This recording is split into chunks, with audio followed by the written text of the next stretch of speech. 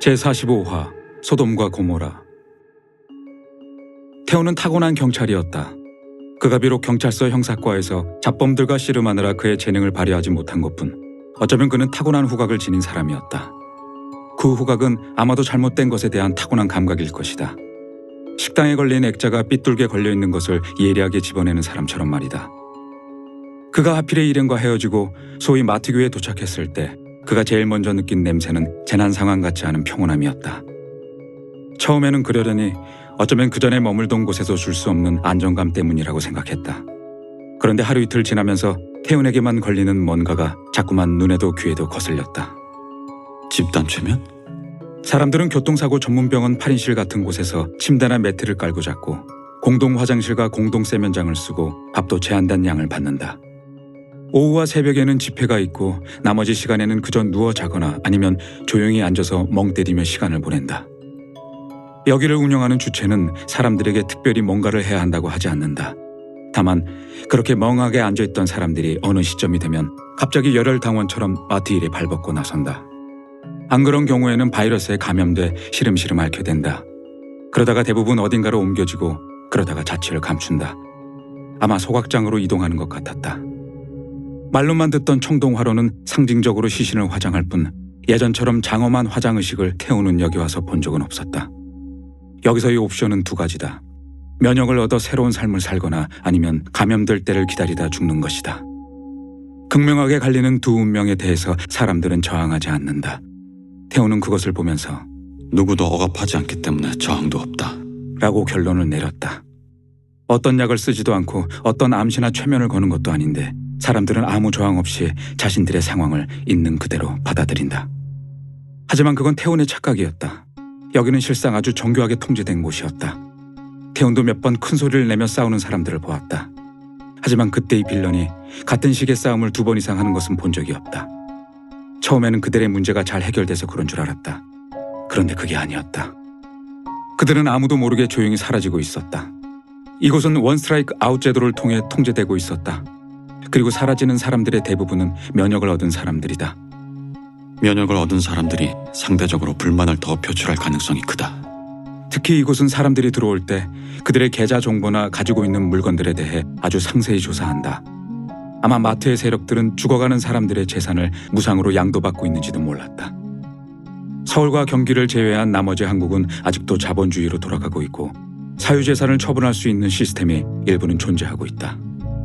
신흥 종교에 빠진 신도들이 자신들의 재산을 종교단체에 기부하는 것 같은 이치일지도 모른다. 그리고 그런 사람들에게는 충분한 보상과 권리가 주어진다. 2인 1실을 쓰게 한다든지 가족과 독립된 공간을 준다든지 하는 식으로 말이다. 한마디로 이곳은 무상으로 제공된 호스피스 요양원은 절대로 아니다. 태훈과 태훈의 가족은 면역이 있기 때문에 노동력을 제공할 수 있는 사람들로 분류되어 재산 기부 같은 것은 피할 수 있었다. 대신 태훈은 거의 하루에 한 번씩 추운 냉동 창고에서 고기 써는 작업을 해야 했다. 그리고 결국 그것을 보고야 말았다. 옆 창고에 있는 그것들. 조용히 사라진 빌런들이 어디로 갔는지를 태훈은 알고야 만 것이다. 그때부터 태훈에 대한 감시는 한층 더 심해졌다. 방마다 붙어있는 마이크와 곳곳에 설치된 CCTV는 모두 도청당하고 있었다. 태훈은 일부러 마이크 방향을 스피커 쪽을 향하도록 실수를 가장해 움직여놓고 방송이 나올 때를 기다려봤다. 하울림. 마이크는 상시 켜져 있었다. 그리고 저들은 누구를 감시해야 할지도 정확하게 알고 있는 것 같았다. 태훈은 이렇게 가다가는 언젠간 자신도 S자 모양의 갈고리에 걸릴 것 같다는 두려움에 빠져들었다. 그러는 와중에 여기를 빠져나갈 수 있는 절호의 기회가 왔다. 태훈이 일주일 넘게 공을 들여 얻은 정보였다. 곧 여기 반대 세력들이 빠져나갈 겁니다. 언제요? 방법은요? 엔진 소리가 들리면 주차장 3층으로 뛰세요. 이게 태훈이 가지고 온 물건들을 줘가며 얻은 정보였다. 하필은 미끄러지는 버스 안에서 트럭 앞으로 튀어나오는 한 손을 보았다. 그녀는 두 팔을 벌리고 죽을 듯이 차를 가로막았다. 그덕에 버스는 콘크리트 벽을 뚫고 추락할 수도 있는 상황이었다. 버스 운전사는 사력을 다해 핸들을 왼쪽으로 꺾고 버스가 튀어나가는 상황까지 막아보려고 노력했다. 그런데 버스의 핸들을 너무 꺾어 버스의 뒷부분이 이제는 벽을 뚫고 나갈 것 같았다. 아마 버스 운전사는 시운전도 안 해보고 이 버스를 모는 게 분명했다. 버스의 후미는 콘크리트 벽 일부와 부딪히고 긁히고 있었다. 버스 안 사람들은 관성 때문에 창문에 부딪혔다. 비명이 들렸다. 버스는 그렇게 반바퀴를 돌아 통로를 가로로 막을 듯이 돌았다. 브레이크를 밟는 소리가 들렸다. 아마도 반대로 핸들을 꺾은 모양이었다. 차는 내리막에 이리저리 방향을 튼 탓에 한쪽이 갸우뚱거리며 들려버렸다. 하필은 있는 힘껏 손잡이를 잡고 몸으로는 윤설이 튀어나가지 못하도록 막고 있었다. 윤설은 한 손으로는 백신이 들어있는 금속 캐리어를, 다른 한 손으로는 의자 손잡이를 잡고 버티고 있었다. 버스는 이제 직진으로 미끄러져 앞서가는 트럭을 향해 돌진했다. 버스 기사는 두려움에 핸들을 놓아버렸다. 안 돼! 버스는 트럭의 뒷부분을 향해 미끄러져 가고 있었다. 그때 하필이 몸을 날려 운전석으로 뛰어들었다. 운전대를 잡고 통로 안쪽 면으로 조금씩 틀었다. 거의 부딪히기 직전이었다. 버스는 왼쪽 기둥이 있는 벽을 갈듯이 부딪히며 트럭의 왼쪽으로 파고들며 멈췄다. 유리창이 부딪히고 파편이 튀었다. 다행히 앞에 있는 트럭도 같이 밀리면서 충격이 덜했다. 버스와 트럭은 1층 주차장 입구를 바라보면서 사선으로 나란히 멈췄다. 이 사건을 일으킨 한선은 보이지 않았다. 대신 주차장 입구에 거대한 트럭이 올라오는 게 보였다. 앞선 트럭이 급정거를 한 이유가 입구 쪽으로 다가오는 대형 트럭 때문인지 아니면 한선 때문인지 구분할 수 없었다. 교주는 어떻게든 탈출을 막으려고 하는 거야. 하필은 다음에 벌어질 일들을 생각했다. 교주는 반역자들을 생포할 생각이 없을 것이다. 버스에서 나가야 해. 하필은 재빨리 운전석의 출입문 레바를 돌려서 문을 열었다. 윤설은 정신을 잃고 쓰러져 있었다. 일어나요, 장 박사님! 하필은 윤설을 흔들었다. 그때 어디선가 총소리가 났다.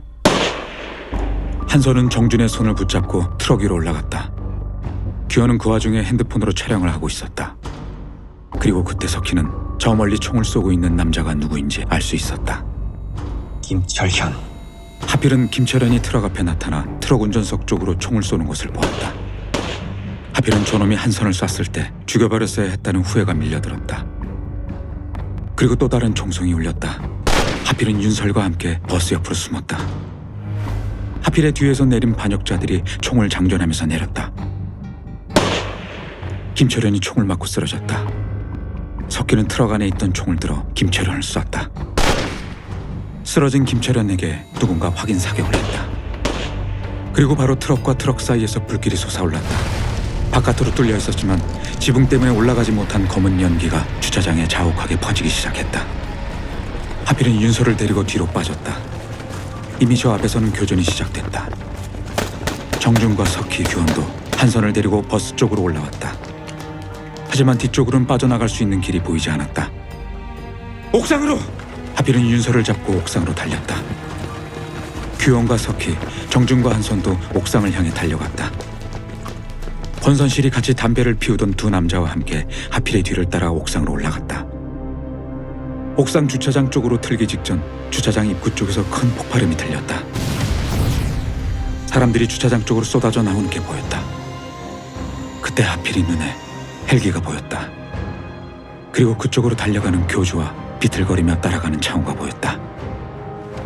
하필은 전속력으로 그들을 향해 달렸다.